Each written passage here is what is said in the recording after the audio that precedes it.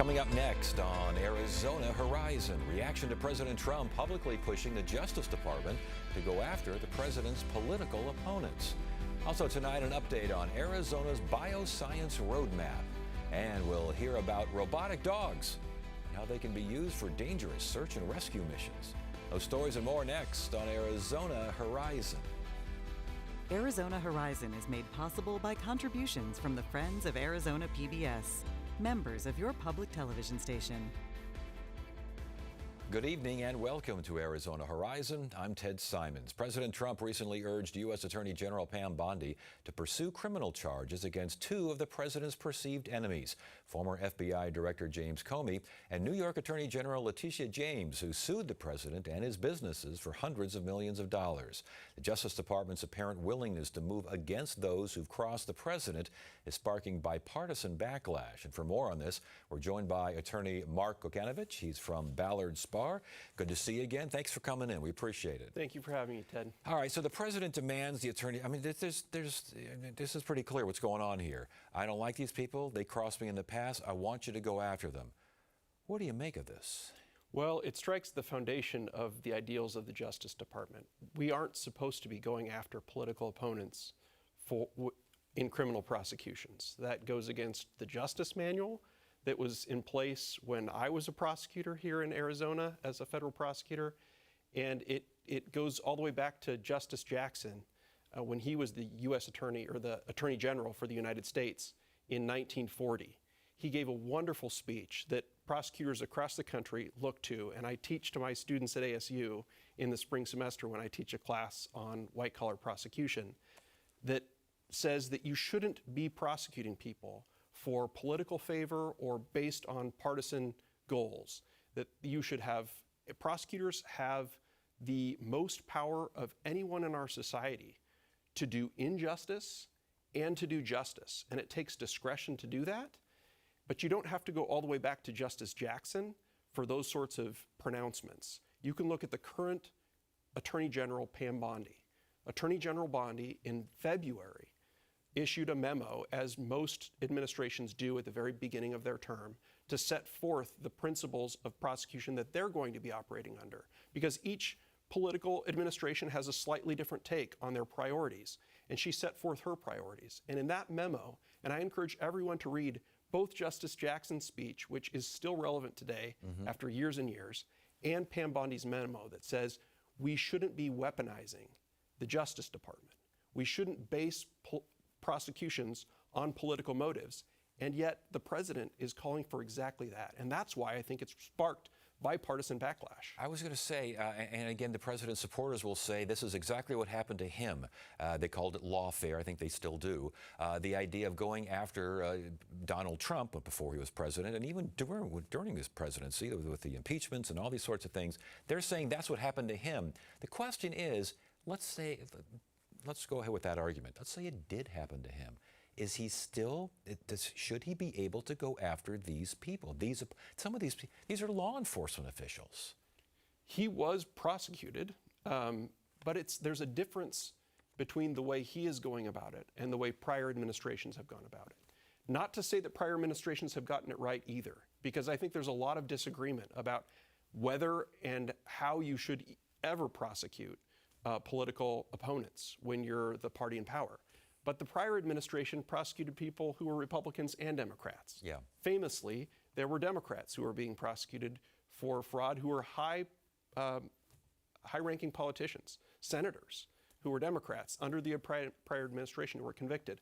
So, and there was a special counsel, and special counsels are also fraud, but it wasn't the Attorney General of the United States being commanded by Biden in public to go after political opponents. It also looks as though the borders are Tom Homan. There's FBI agents. Apparently, they got a video of him. They secretly recorded him taking a bag of what is apparently, reportedly, allegedly $50,000 in a bribe. White House denies he takes a bribe. It's there on the video. We need to find out what that is, but the White House doesn't care. I mean, what's going on here? Well, that may be another example of just this, where you're just making decisions based upon political affiliation rather than the facts. And we want our Justice Department to make decisions based on the facts and the law, and not whether somebody has an R or a D before their name. I was going to ask you, though, does this country really want that right now? It seems so divided. It seems so partisan. I can imagine a whole bunch of folks are saying, go get them. Well, even the Attorney General Bondi's memo says we don't want that. And in fact, Trump ran against weaponizing the Justice Department at times, right? So it's not a popular thing. The Department of Justice has justice in its name. Justice doesn't show favor to one party or the other just because of party affiliation. So I believe that the people who would want retribution are short-sighted, because what comes around goes around, and that we don't want that in the United States. We've distinguished ourselves historically for not being like that. And that pathway isn't good for justice, it's not good for the economy, it's not good for society, it's not good for our mental health. The president has mentioned Adam Schiff. He left the impeachment hearings, of course. And of course, we mentioned James Comey, we mentioned Letitia James, we mentioned all these. Apparently the Justice Department is going to go after George Soros now to try to find out something from him, because again, he seems to finance candidates, ideas, issues that are opposite of the president. You mentioned something really important here, is that people forget Donald Trump won't be president forever. Republicans won't be in the White House forever. Do we expect this now to happen when Democrats take over? Let's all hope not, Ted. And I think that there is reason for hope. Just a couple of them. There are guardrails aside from prosecutors. Prosecutors are kind of the first line of defense to say no, to exercise discretion, to exercise human kindness along with truth and other values that we prize in justice, to make decisions about who to prosecute and whether or not to expend scarce resources to devote to whatever prosecution they're going to do. And there's a reason why we say someone's making a federal case out of it. Federal cases are very expensive. Even the lowliest immigration offense in Arizona costs a lot of money to taxpayers. Every time an immigration charge is brought, it costs money for the prosecutors, it costs money for the defense attorneys, for the court time, it's very expensive to bring a federal case. So one of the protections and guardrails we have is the grand jury. And we've seen grand juries reject prosecutions for political motives and say no. And that flies in the face of kind of the usual sense that grand juries will indict a ham sandwich. Yes. They're not indicting people who throw ham sandwiches, right? So that's one safeguard that we have. Courts also have been another safeguard. Where prosecutors get it wrong and the executive gets it wrong, the judges look very carefully at cases that they think are brought for political motives, whether they're brought by Democrats or Republicans. And we saw that with President Trump too. He got very favorable rulings when he was the defendant because there was a perception, at least among some, that they were political prosecutions. We see that here in Arizona as well, where there's a Democratic administration prosecuting Republicans. Those Republicans typically get very good rulings from judges because they're worried about that balance. Yeah, and we're kind of running out of time here, but last question. Are you worried about the balance that you are seeing right now in Washington? Yes, I am worried. I am worried but hopeful. And that's the way that I am as an attorney and as a person. But I think there's a lot of reason for hope. I think we have far more in common than we have that divides us. And I think that most people wanted a Department of Justice that does justice and not the bidding of whatever politician is currently in power. Mark Kukanovich, again, attorney with Ballard's Bar. Great conversation. Good to have you here. Thank you, Ted. Thank you. The 38th Hispanic Heritage Awards, honoring Chich Marin, Rosie Perez, Gloria Trevi, Raul Alejandro, and more, featuring Ivy Queen, Lisa, Gloria Trevi, and more, hosted by Maya Lopez. Friday night at 8 on Arizona PBS. Life's complicated. In order to survive, we just need to accept that. Hey, kill him. 2 of our students have been found dead. The professor's trying to help. Everybody's trying to help, Dad, except you. You know the impact of a sudden, unexpected tragedy. Sunday night at 7 on Arizona PBS. On Masterpiece Mystery. Call an ambulance. Dad's not capable of hurting anyone. We can't ignore the evidence. Bring him in. Something really off here. He deserved everything he got. Are you sure about this? Someone could get hurt. The Marlowe Murder Club, season finale on Masterpiece Mystery. Sunday night at 8 on Arizona PBS. Arizona's Bioscience Roadmap was initiated by the Flynn Foundation more than 2 decades ago. The mission was to accelerate bioscience discovery and innovation in Arizona. The Flynn Foundation is now commissioning a new roadmap to guide the state's bioscience ecosystem. And to learn more, we welcome Mary O'Reilly, the Flynn Foundation's Vice President of Bioscience Research Programs. Good to have you here. Yeah, thank you very much, Ted. All right, let's get some definitions here. The Arizona Bioscience Roadmap. What exactly is that? Yeah, so the Arizona Bioscience Roadmap is a strategic plan for how to build a bioscience sector in Arizona. So historically, Arizona has been sort of focused as an economy on, tourism, copper, etc. And over a number of years, it has been sort of found that if we want to utilize what's happening in the universities, a lot of our good research, what's happening in our economy, that we need to diversify.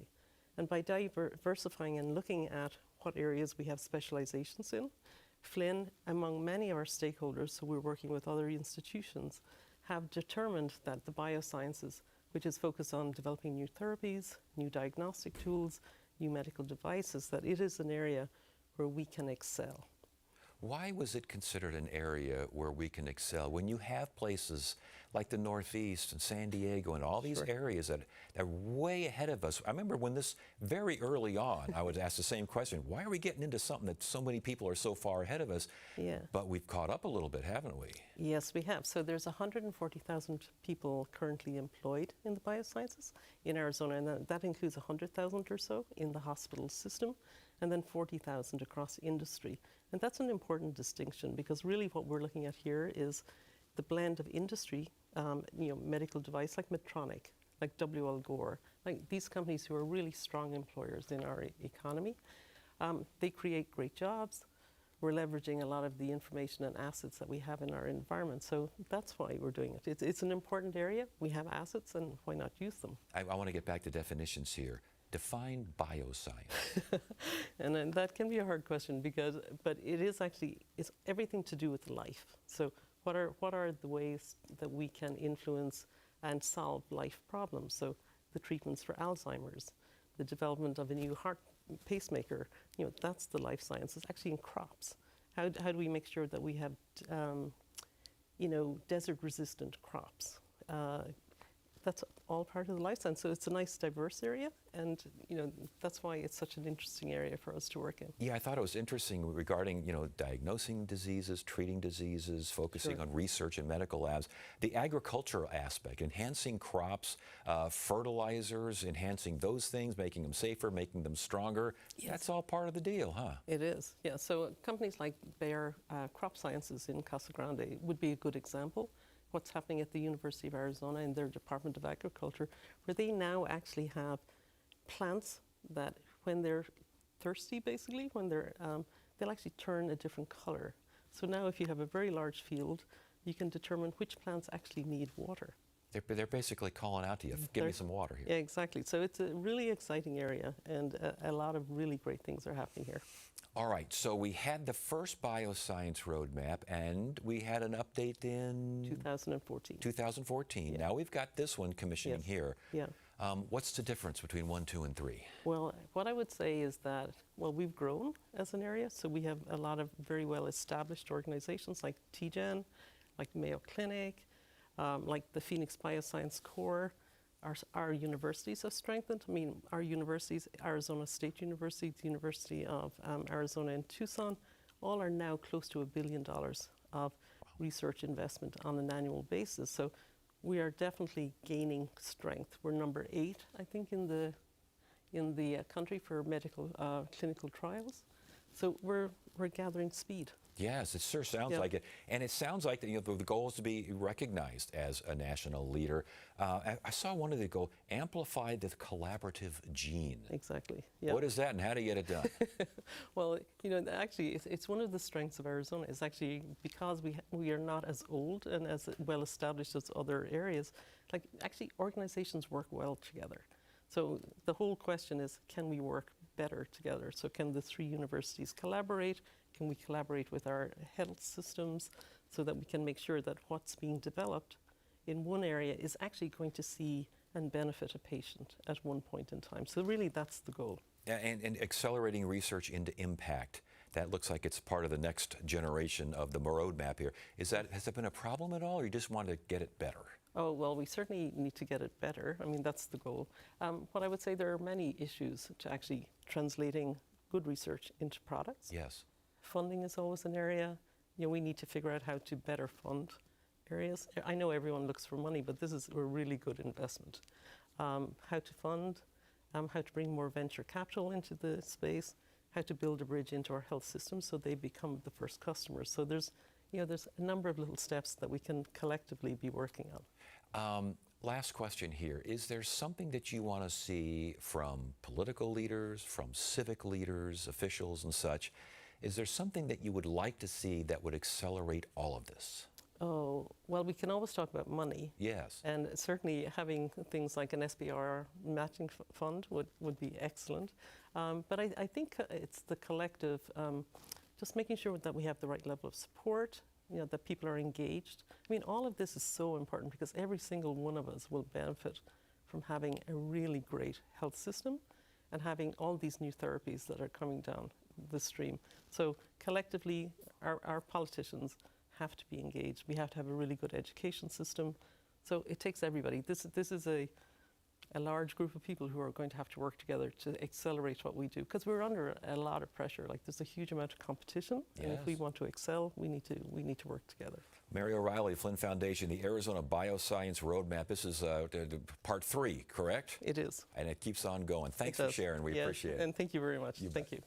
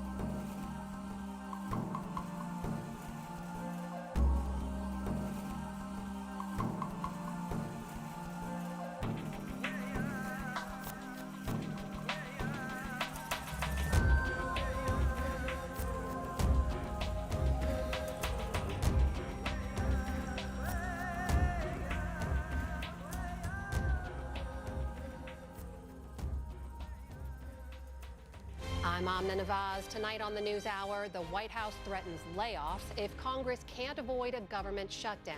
That's coming up at 6 on Arizona PBS.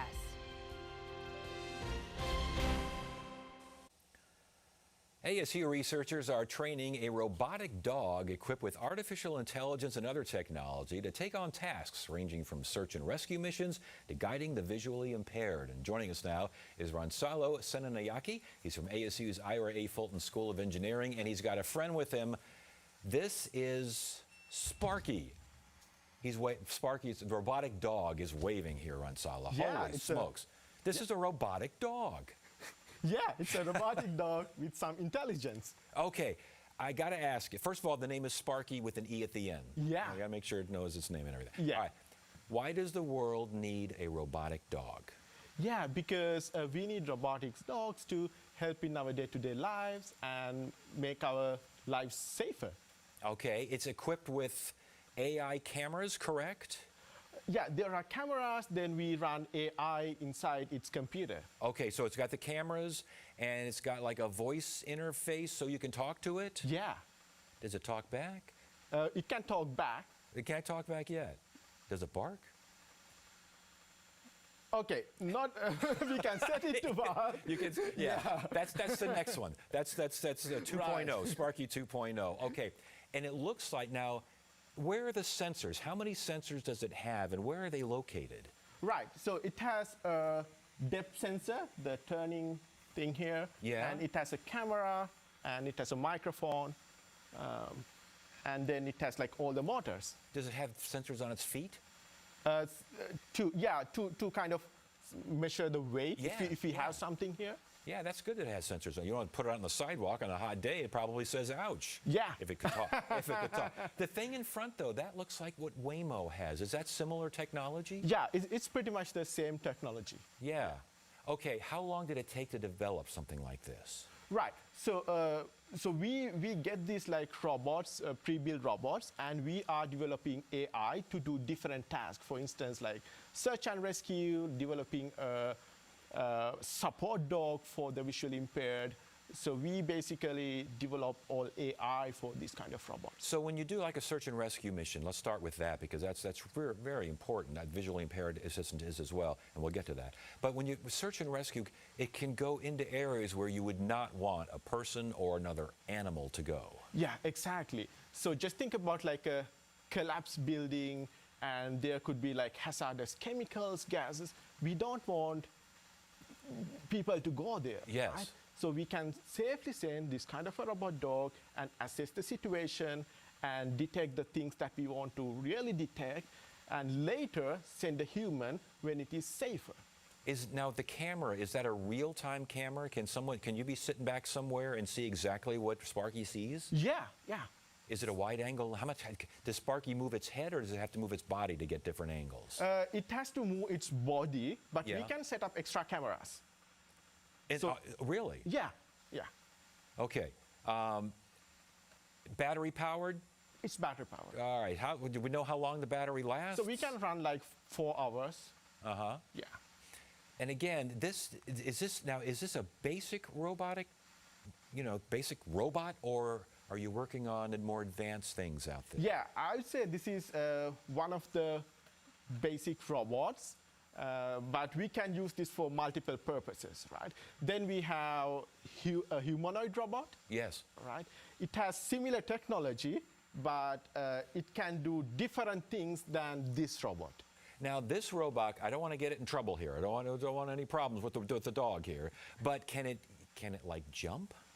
Yeah, it can jump. Okay. Do we want to try that, or we don't want to try that? Right. We don't have enough space here. I Okay. guess. Okay. Yeah. Can it duck? Like duck under something? Yes. Look, it can go down and then kind of. It just ducked. Yeah. Rensal, it just ducked. Yeah. That dog just ducked. Yeah. Yes. And so basically that gets a smaller entry point. Exactly. And that, my goodness, but it can jump and do that kind of stuff too. Yeah. How many people did it take to develop this thing? Right. So the hardware, is like many iterations developed in different factories. So we do like all the AI to, like talk with it and detect different objects if it is a search and rescue mission. So in my lab, we have PhD students, master students, and undergraduates, mostly like computer science students developing this AI. Yeah, that's fantastic. Now, we mentioned it helps the visually impaired. This is like, could be a guide dog, huh? Right. Yeah. So we are actually partnering with some of the visually impaired institutes to develop a guide dog. Yeah. To really understand what their needs are and kind of enable their like day-to-day life to become much more safer and efficient. Now, can Sparky get back on its feet, or once it goes down to that level, it's moving? Yeah. There we go. Look at that son of a gun. And look, he's just ready to go. I mean, Right. there's no questions asked. You don't have to feed it or anything. It just goes wherever you want to go. Yeah, it can go. And that's kind of your vision, isn't it? To get robots out there doing things to help in all manner of ways. Yeah, exactly. So that's the good thing about this kind of robots, right? We can program it to do different things. For instance, at one time it can be the support dog. Yeah. Tomorrow it can be for a search and rescue mission. Yeah. Right. That's fantastic. Well, Ransala, congratulate. This is amazing. This is one of the most amazing guests we've ever had here on Arizona. Right? Can we have Sparky wave goodbye now that he's taking off? Yeah, sure. Go ahead, Sparky. He's dancing. Right, that's close enough. There's that. He just fell over. He just fell over again. Ransala, we're going to get you out of here before we make any more damage to your dog. Right. Thank you so much for joining us. We appreciate it. Yeah, thank you. That's it for now. I'm Ted Simons. Thank you so much for joining us. You have a great evening.